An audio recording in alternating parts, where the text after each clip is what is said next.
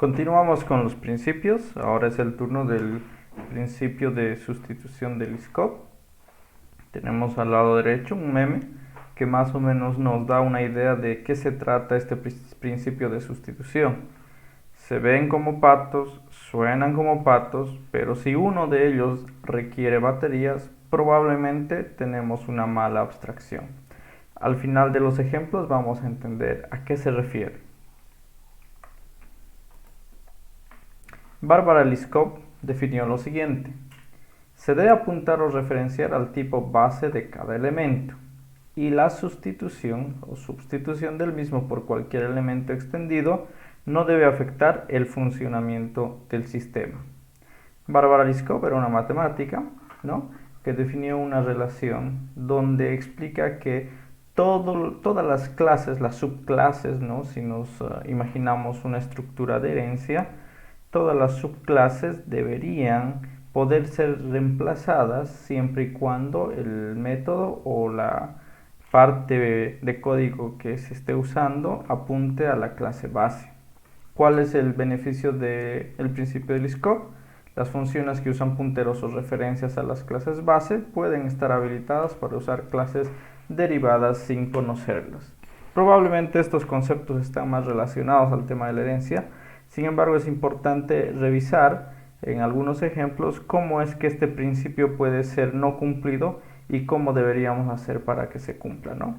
Básicamente, la explicación anterior tiene que ver con que si un método, por ejemplo, tú apuntas a la clase base, aquí tenemos que son clases la clase base, entonces tú podrías pasarle como valor cualquier otra de las subclases y no debería modificar el comportamiento general del software, independientemente de la implementación que exista en las subclases.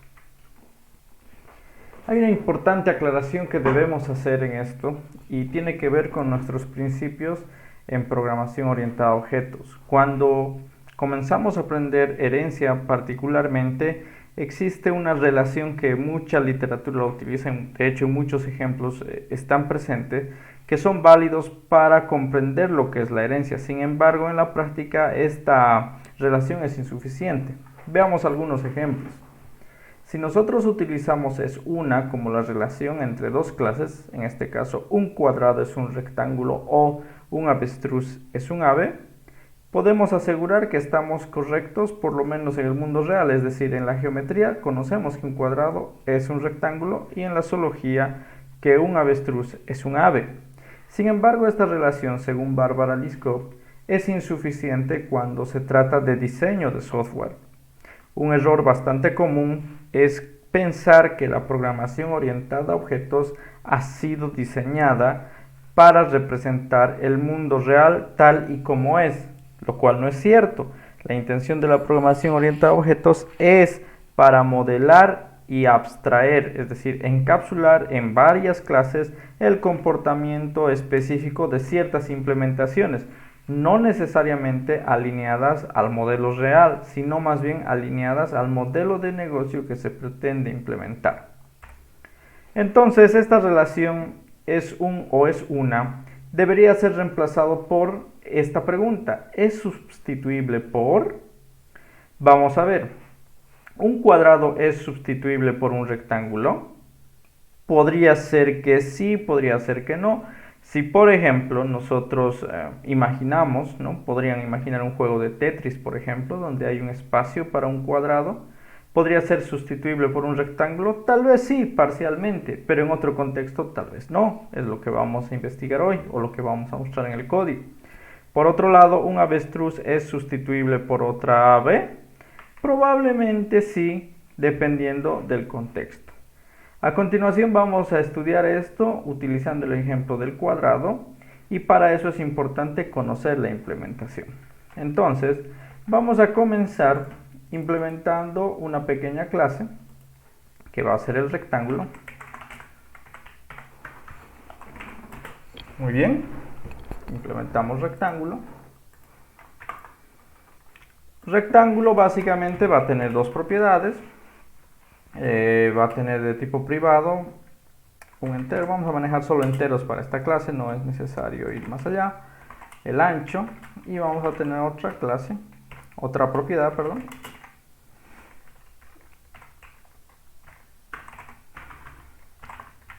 El alto y el ancho, ¿no? Ahora vamos a crearle los getters y setters. Para esto en realidad necesito por ahora solamente los setters en el ejemplo que tengo en mente, ¿no? Tenemos ahí los setters y podemos crearle un constructor por defecto, un constructor vacío podría ser simplemente, ¿ok? Muy bien. Bueno, aunque está por demás, como estamos frente a tipos de datos nativos en Java, entonces por defecto cuando se llame esto va a estar en 0, así que lo vamos a dejar así para que sea lo más simple posible, ¿de acuerdo? Entonces ahora vamos a crearnos un cliente de nuestro rectángulo. El cliente lo vamos a llamar Scope Substitution Principal Client, de la misma forma que hicimos con el anterior principio, solo por fines didácticos para continuar con la clase, ¿no? Muy bien. Ok, vamos a crearnos aquí un método main y a continuación vamos a llamar a un rectángulo de tipo rectángulo igual new rectángulo, lo instanciamos y vamos a poner sus medidas. Set el alto, por ejemplo, podría ser 5 y el ancho podría ser 5 o 10. Ok, muy bien, hasta ahí no hay nada difícil, nada complicado. Ahora lo que vamos a hacer es darle la posibilidad de que haga alguna operación. Vamos a hacer que el rectángulo pueda calcular su área, ¿de acuerdo? Calculamos entonces el área del rectángulo, otro entero. Calculate area puede ser un nombre por este momento y vamos a retornar la fórmula básica para calcular el área. Sería el ancho por alto o viceversa, no hay problema con eso. Ok, perfecto, lo tenemos ahí implementado. Ahora vamos a nuestro cliente y en nuestro cliente podríamos hacer simplemente un south y decir que el área es de este rectángulo en particular, perdón, de este rectángulo.calculate area. Ok, el resultado esperado, como ustedes pueden ya adelantar, va a ser 5 por 10 es 50, o debería ser más bien dicho 5 por 10 50.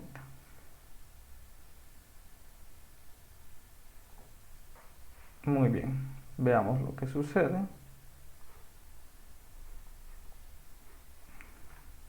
Ok, sí, lo que habíamos adelantado, aquí está, el resultado 50. Ok, hasta ahí no tenemos ningún problema. El problema comienza cuando empezamos a utilizar relaciones jerárquicas, relaciones de herencia, utilizando la palabra es un, ¿no? Ahora vemos que tenemos un rectángulo y sabemos que un cuadrado es un rectángulo. Entonces, desde ese punto de vista, nosotros podríamos crear una nueva clase. Una nueva clase que herede de rectángulo que va a ser cuadrado. Vamos a crear la clase cuadrado. La clase cuadrado va a heredar de rectángulo, con lo cual ya tendríamos implementado un nuevo tipo. De hecho, no rompe desde el punto de vista de la geometría del mundo real la relación. Un cuadrado es un rectángulo, ¿no? Vamos a revisar esto en el cliente. Aquí vamos a hacer rectángulo para que se sepa que habíamos hecho algo ahí.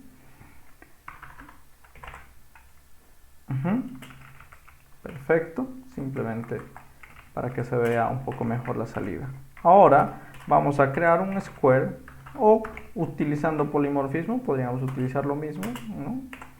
Un square, un rectángulo que es de tipo square, new square, ¿no? Ahí tenemos un cuadrado y ahora hay que definir lo que hace un cuadrado. Entonces vamos a ver, vamos a configurar su ancho con 15 y vamos a configurar su alto con, a lo mejor podríamos hacer una pequeña 5 por 5, ¿de acuerdo?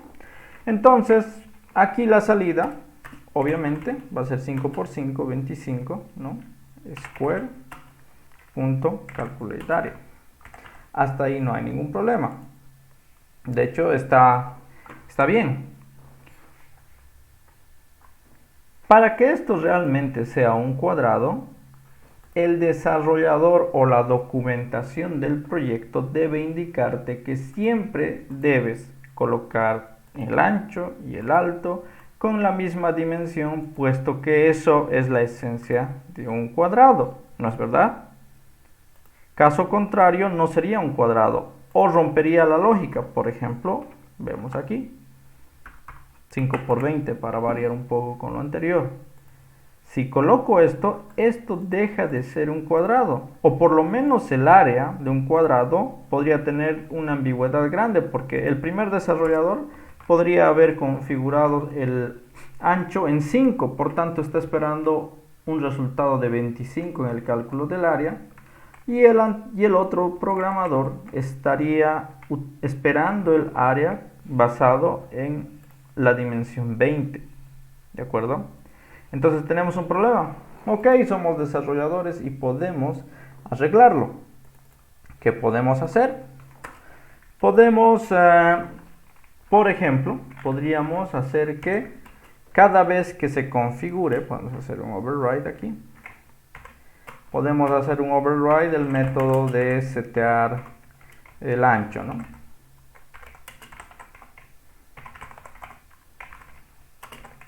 De tipo entero, recibo el ancho, ok, y lo que hago es que cuando alguien me pase un alto, para el caso del cuadrado, lo que voy a hacer es que mi ancho sea lo mismo, ¿de acuerdo? Puedo hacer ambos, ¿no? Puedo asegurarme de que tanto el ancho como el alto sean lo mismo. Ok, entonces solo basta decir a mis desarrolladores que no deben utilizar por nada el método setWidth, sino todo el tiempo setHeight. ¿De acuerdo? Muy bien, entonces vamos a ver esto.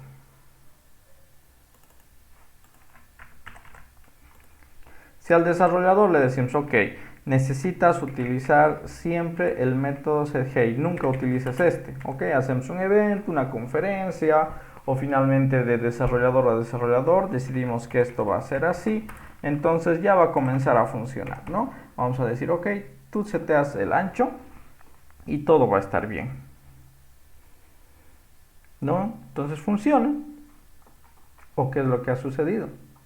Veamos los errores, miren, ¿qué es lo que sucede aquí?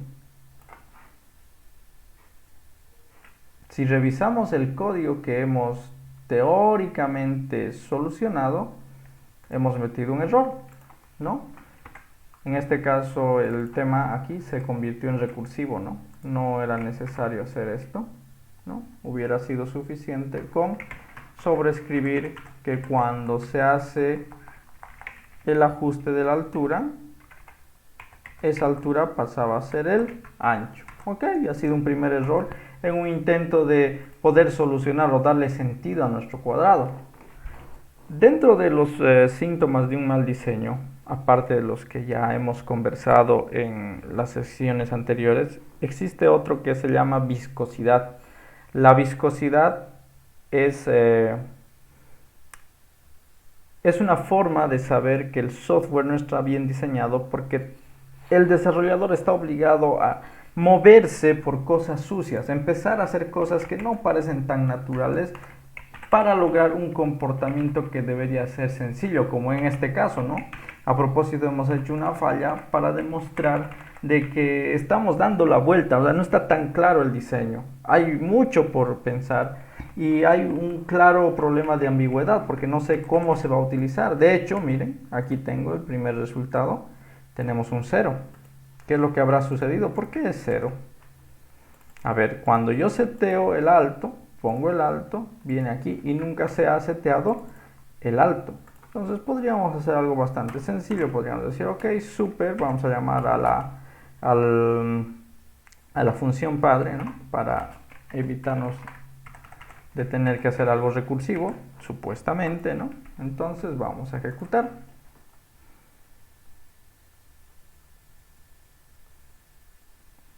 Muy bien. Ahora sí está funcionando porque no lo estoy haciendo de manera recursiva. Ok, hasta ahí va bien. Sin embargo, seguimos teniendo el problema de que tenemos que documentar. Lo que veíamos en el anterior principio, si a un desarrollador tú le dices, ve al objeto Square y el desarrollador le da punto y ve tres cosas, ten la seguridad de que él las va a utilizar. Definitivamente lo va a utilizar. Entonces, ¿qué podemos hacer? Bueno, alguien dirá, vamos a sobreescribir el método ancho para que nunca más pueda hacer algo o no pueda hacer ninguna operación. Así los desarrolladores siempre van a saber que tienen que hacer un setHead obligatoriamente para el caso del cuadrado. Ok, podemos intentarlo, pero miren que estoy cayendo en el problema de la viscosidad. Tratar de hacer cosas para que funcione o forzar de hacer cosas para que funcionen cosas que deberían funcionar de manera mucho más simple. Ok, lo tenemos aquí, vamos a intentar y decir, ok, la manera más fácil de sobreescribir es esa. Ni siquiera vamos a darnos la molestia de que esto haga una excepción, un supported exception podríamos poner, ¿verdad? Pero ¿qué es lo que va a suceder? En el momento en que estamos sobreescribiendo ya no va a haber un ancho que pueda funcionar. Ok, entonces va a salir 0. Entonces algún desarrollador dirá, ok, no hay problema, esto es programación entre objetos, lo podemos lograr porque vamos a sobreescribir el método que calcula el área. Calculate area y dice, ok, el problema es que esto, como no setea el ancho, estamos en problemas y lo vamos a hacer más sencillo. Vamos a decir que cuando sea calcular el área, en este caso voy a necesitar darle acceso, no tengo acceso ahorita en rectángulo, solamente son propiedades propias de la clase base, el ancho y el alto. Necesito crear sus getters para este ejemplo, ¿no? Miren que ya estoy empezando a modificar código aquí, allá, código aquí, allá, el código rígido, ¿no? La rigidez, uno de los problemas del cambio. Tengo que hacer un pequeño cambio, pero empiezo a tocar código aquí, código allá, código alrededor para que todo funcione. De hecho, ya he comenzado, o sea, hacer un getter no estaba esperado, ni siquiera estaba en el scope de lo que pensábamos hacer, pero de todas maneras estamos obligados a hacerlo porque el ejercicio o la manera de solucionar que estamos persiguiendo nos obliga a ello, ¿no? Entonces vemos aquí que calcular el área va a ser this get el alto por this get el alto. Ahora, este código es realmente muy delicado, muy frágil. ¿Por qué? Porque los cambios podrían romper la funcionalidad actual, porque ahorita esto está dependiendo de la altura. Entonces, puede que en este momento funcione porque me ha asegurado de que el área para un rectángulo se calcule en base a la altura y está funcionando bien. Miren, está saliendo el 100 esperado, pero nunca subestimen al desarrollador. En cualquier punto, el conocimiento que el equipo tenía de que solo hay que utilizar la altura puede perderse y nos va a llevar a que alguien cometa este error. O de hecho, alguien lo arregle de esta manera. Puede ser que alguien haya trabajado así, ¿no? Mira, ahí estaba trabajando y 1.000.000 de líneas de código después alguien hace esta cosa mágica, que podría ser un arreglo o podría ser un problema de mala implementación, no importa cuál sea la razón, pero algún desarrollador lo hizo, ¿no? Entonces, ese desarrollador se va a volver loco, porque en este punto él dice, tengo un cuadrado y le estoy poniendo el ancho de 5, el resultado esperado es 25, ¿ok? Pero el resultado que me está saliendo es 100. ¿Qué rayos está pasando? Tengo que volver atrás, las líneas de código atrás, identificar qué es lo que está sucediendo y nos encontramos con esto. Ya es un problema. Entonces, ¿qué es lo que debo hacer? Bueno, lo comento esto porque en realidad la última línea es la que tiene la última palabra, ¿verdad? Entonces, ejecutamos nuevamente el programa y falla completamente. Entonces, estamos frente a este síntoma de mal diseño llamado viscosidad. Estamos forzando de implementar cosas que solucionen lo que queremos hacer, pero no nos hemos puesto a pensar en el diseño como tal. Nuestro código ha demostrado ser rígido porque al momento de hacer cambios, hemos requerido cambios por todo lado. Entonces la pregunta es, ¿será realmente que un cuadrado puede sustituir por completo a un rectángulo? Parece que no. Entonces, si nosotros identificamos que un cuadrado no puede sustituir por completo o de manera sencilla, como dice las diapositivas, de manera impune, entonces probablemente estamos frente a un error de diseño y rompiendo el principio de Liskov. ¿Qué debemos hacer en este escenario? El error nació aquí. El error ha sido decir que el cuadrado es un rectángulo.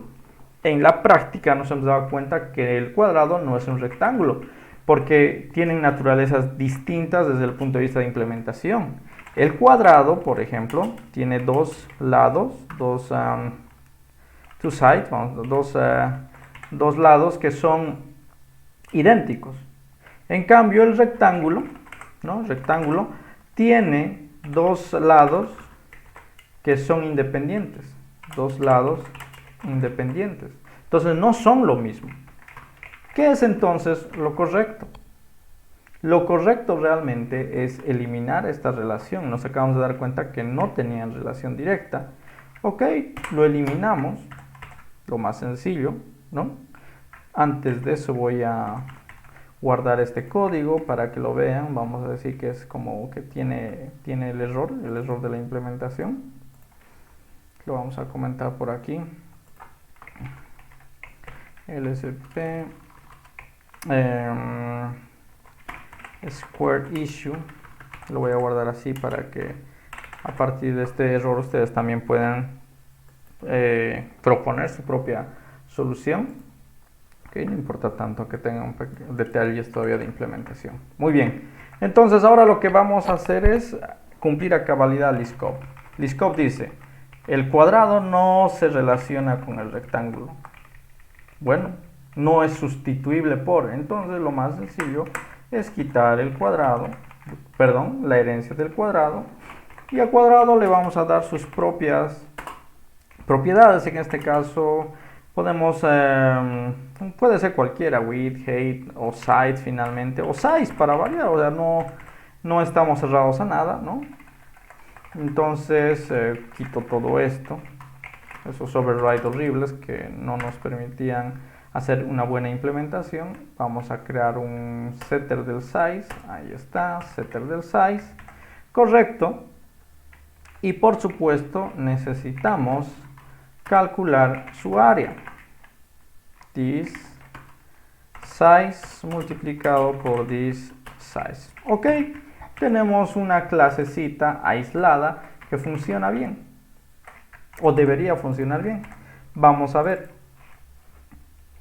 qué es lo que ha sucedido. Lamentablemente hemos perdido la relación. Con la herencia era muy visible el polimorfismo. Decir, ok, es una herencia y puedo jugar con la herencia sin problema, pero en este caso estamos sin esa relación de herencia, por lo cual no podemos hacer un polimorfismo aquí.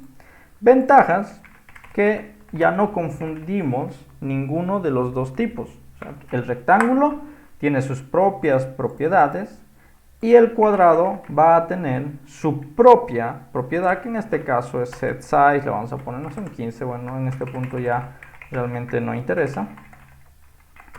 Vamos a poner aquí square. Parecería que hemos retrocedido un poco porque en realidad tenemos en cierta manera código duplicado, ¿no? De cierta manera. Los algoritmos en realidad son distintos porque calcular área es una cosa distinta que calcular rectángulo, ¿no? Correcto, ese rectángulo square está perfecto. ¿Qué hemos aprendido del principio de segregación de interfaces? Al momento de segregar interfaces, nosotros podemos dividir comportamientos, pero al mismo tiempo podemos agruparlos. En el principio de segregación de interfaces habíamos visto que hemos segregado por tipo de comportamiento para los que nadaban y para los que saltaban, pero también vimos que hemos agrupado comportamiento en el caso de la interfaz del atleta. El atleta tenía el método competir y ese método competir era de ambos, y lo mismo puede pasar aquí. Miren, nos damos cuenta que calcular área es común para las dos clases. Entonces no necesariamente me tengo que despedir todavía de que square y rectangle tengan una relación. Lo que no tienen es una relación natural en términos de herencia, pero lo que sí tienen es una relación funcional en términos de lo que hacen, que es calcular el área. Entonces voy a aplicar el otro principio y vamos a segregar por agrupación el comportamiento. Podemos hacer shape. De momento cubre mis expectativas, probablemente después haya que cambiarla.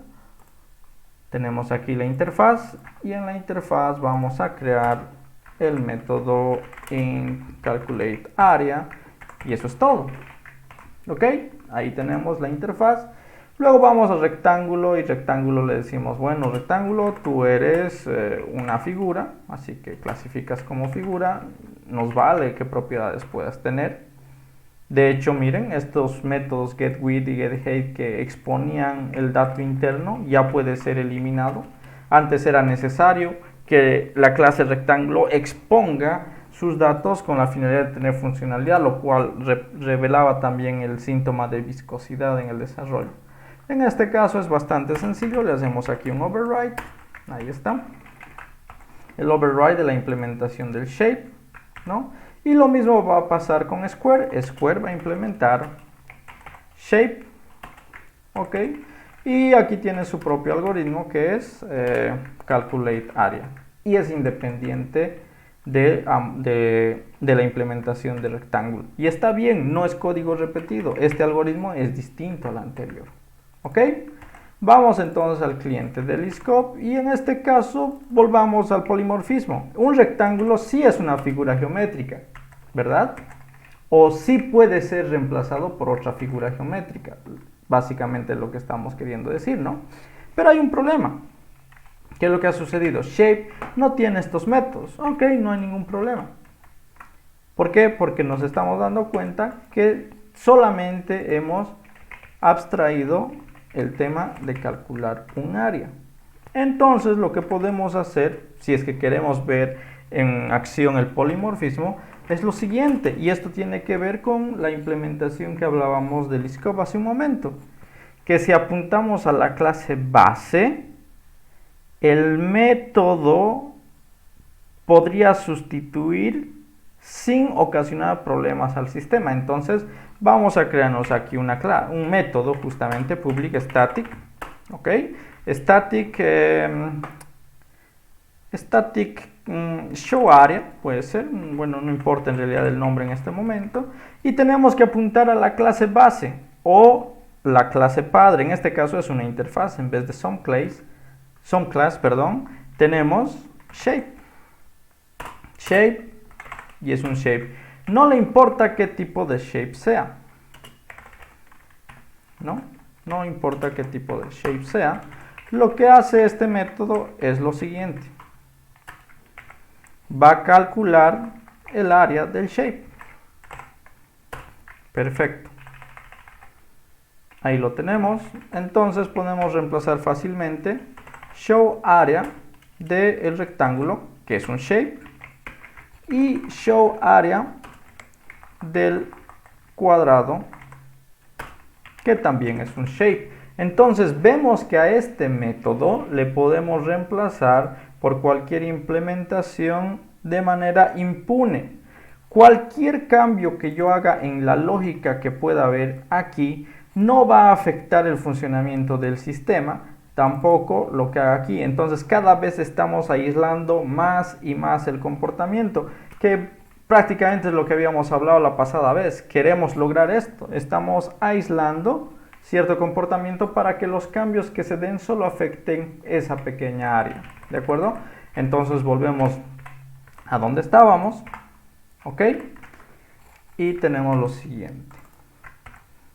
Entonces hemos solucionado el problema que Liskov decía, no tenías una relación. Entonces aparentemente hemos quitado la relación de jerarquía entre rectángulo y cuadrado y parecía que hemos perdido polimorfismo, pero en realidad le hemos dado mayor flexibilidad a nuestro software. Ok, voy a comitear estos cambios, van a estar disponibles en el repositorio.